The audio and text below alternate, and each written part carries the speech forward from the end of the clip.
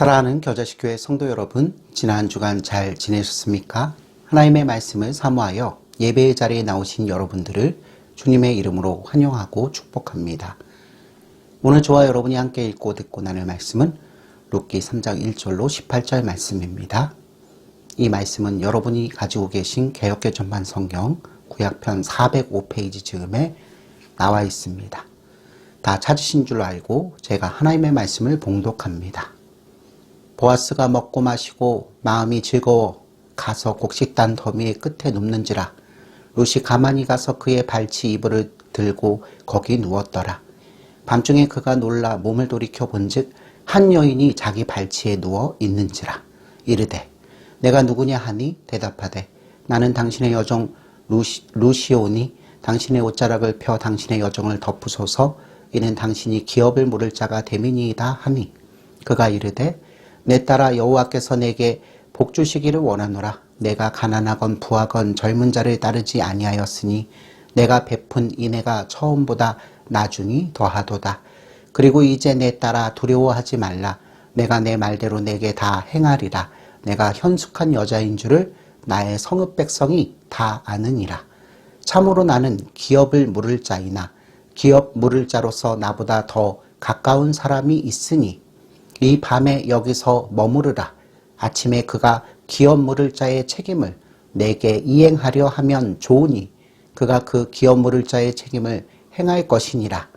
만일 그가 기업 물을 자의 책임을 내게 이행하기를 기뻐하지 아니하면 여호와께서 살아계심을 두고 맹세하노니 내가 기업 물을 자의 책임을 내게 이행하리라. 아침까지 누워 있을지니라 하는지라.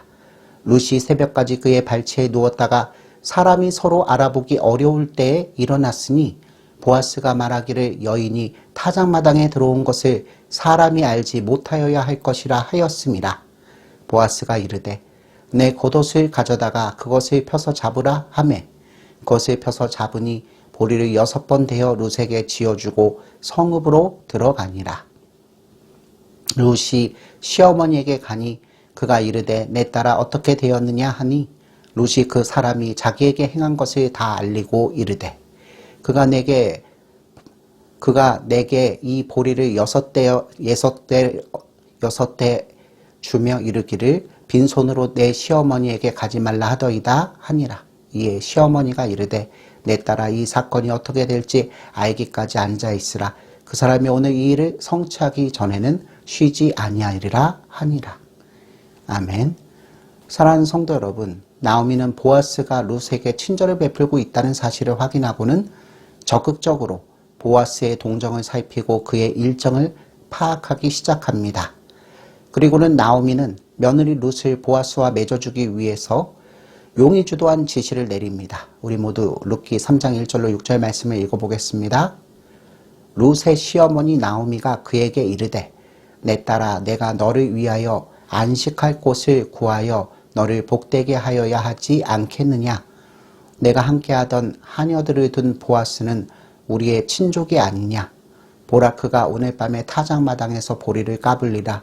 그런즉 너는 목욕하고 기름을 바르고 의복을 입고 타작마당에 내려가서 그 사람이 먹고 마시기를 다하기까지는 그에게 보이지 말고 그가 누울 때에 너는 그가 눕는 곳을 알았다가 들어가서 그의 발치 이불을 들고 거기 누우라. 그가 내 할 일을 내게 알게 하리라 하니 룻이 시어머니에게 이르되 어머니의 말씀대로 내가 다 행하리이다 하니라. 그가 타작마당으로 내려가서 시어머니의 명령대로 다 하니라. 아멘. 그런데 성도 여러분, 방금 읽으신 본문 말씀은 룻기 전체에서 가장 문제시되는 장면입니다. 왜냐하면 성경 어디에서도 이처럼 노골적이고 의도적인 결혼 전략을 세운 경우는 없었기 때문입니다. 누가 보아도 이 본문은 비도덕적이고 파렴치해 보입니다. 그렇기 때문에 성경 주석가들은 나오미와 룻의 이 같은 행실을 어떻게든 좋게 설명해 보려고 무단히 애를 써 왔습니다. 하지만 성도 여러분, 본문 말씀은 액면 그대로 본다면 나오미가 젊은 며느리 룻에게 베들레헴의 유력자인 보아스를 유혹하도록 치밀하게 계획을 세워 지시한 것이 맞습니다. 나오미는 보아스가 타작마당에서 먹고 마셔 한껏 취해 잠자리에 드는 시간을 이용하여 룻이 그에게 접근하도록 합니다. 이는 마치 사냥개가 사냥감 앞으로 바짝 다가와서 한순간에 덮치려는 것과 같습니다. 사랑하는 성도 여러분, 어떤 남자가 밤중에 자기 이불 안으로 들어온 젊은 여자를 마다하겠습니까? 물론 예외가 있겠죠. 하지만 나오미는 적어도 이런 식의 접근이 어떤 의미에서든 보아스의 의중을 짚어보면서 그의 반응을 유도할 수 있을 것이라고 굳게 믿었습니다. 그래서 나오미는 며느리 룻에게 그가 내 할 일을 내게 알게 하리라고 확신에 차서 말하고 있는 것입니다. 그런데 성도 여러분, 문제는 여기서 그치지 않습니다. 왜냐하면 시어머니 나오미로부터 밤중에 몰래 보아스에게 접근하라는 지시를 받은 며느리 룻 역시 나오미의 지시에 조금도 반대하지 않고 그대로 따르고 있기 때문입니다. 룻은 어머니의 말씀대로 내가 다 행하리이다 라고 선뜻 대답합니다. 그리고는 본문 7절 말씀에 기록된 것 같이 룻은 보아스가 먹고 마시고 마음이 즐거워 곡식단 더미의 끝에 누워 잘 때 가만히 가서 보아스의 발치 이불을 들고 거기 가만히 누워버립니다. 여기서 저와 여러분들은 지금까지 룻에 대해 가졌던 좋은 인상이 흐려지는 것을 부인할 수 없게 됩니다. 사랑하는 성도 여러분, 룻이 어떤 여성입니까? 룻은 이방 여자에 불과했지만 그 시어머니 나오미로부터 여호와 하나님을 신앙하는 믿음을 유전받고는 베들레헴에 입성하여 시어머니를 봉양하기 위해서 떨어진 이삭 줍는 일을 마다하지 않고 열심히 땀을 흘리며 하나님을 신뢰하며 언제나 삶을 긍정하던 여인이 아니었습니까? 그런데 이렇게 정숙하고 믿음이 좋은 여성인 룻이 어떻게 나오미로부터 부도덕한 지시를 받고도 반대하지 않고 마치 기다렸다는 듯이 받아들여 감히 야밤에 외간 남자의 이불 밑으로 자진해서 들어갈 수 있단 말입니까? 혹시 룻이 평소에 돈 많고 명 짧은 남자와 결혼해서 팔자를 고쳐보려는 야심으로 보아스를 유혹하고 싶었는데 나오미가 먼저 이 같은 제안을 해오자 얼른 수락해버린 것은 아닐까요? 그렇다면 여러분, 우리는 지금까지 룻이라는 여자를 잘못 보아온 것입니다.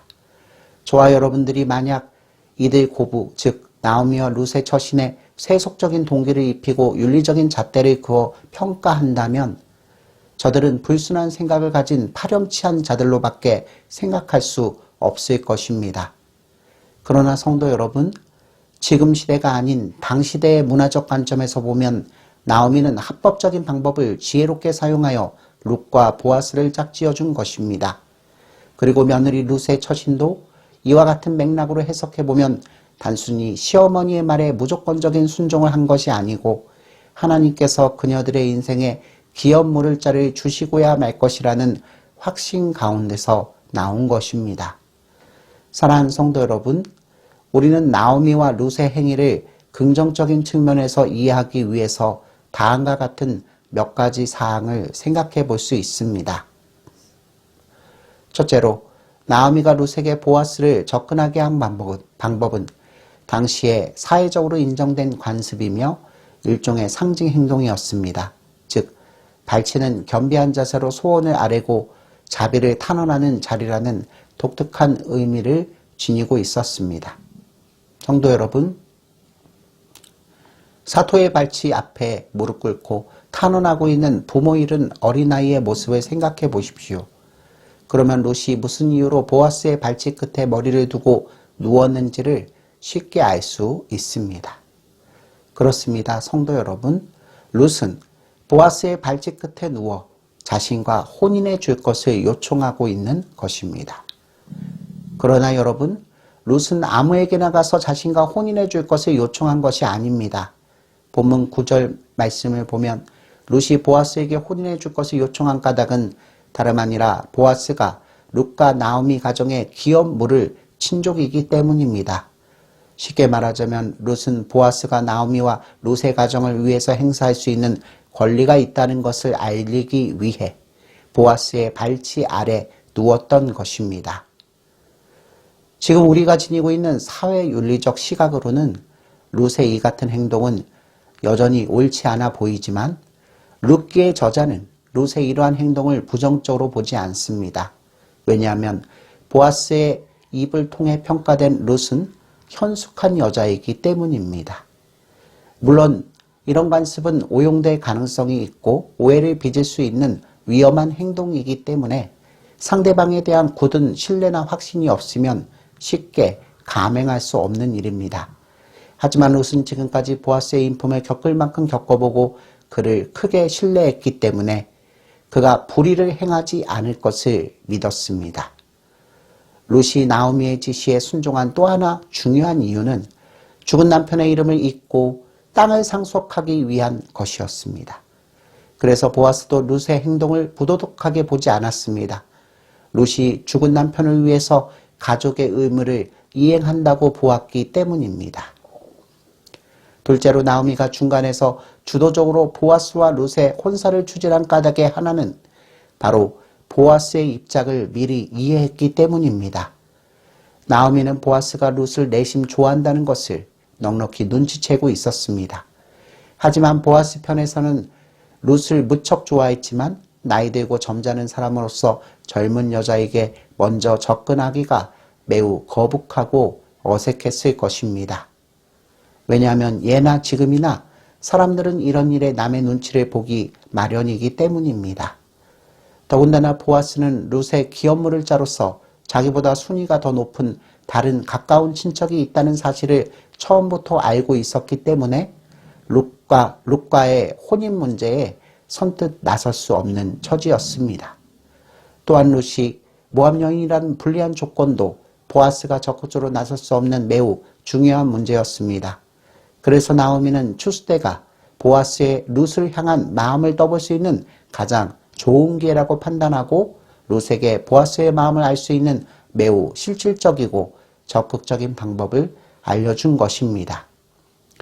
사랑하는 성도 여러분, 우리는 하나님의 인도하심을 바랄 때 지나치게 소극적이고 비실제적인 때가 많습니다.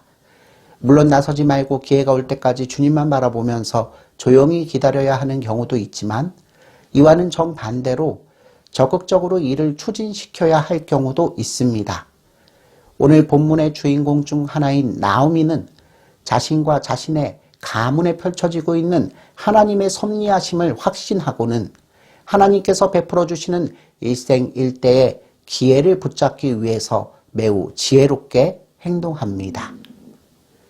오늘 하루도 하나님께서 열어주시는 섭리의 손길에 따라 적극적이고 능동적인 믿음으로 화답하는 저와 여러분의 삶이 되시기를 주님의 이름으로 축원합니다.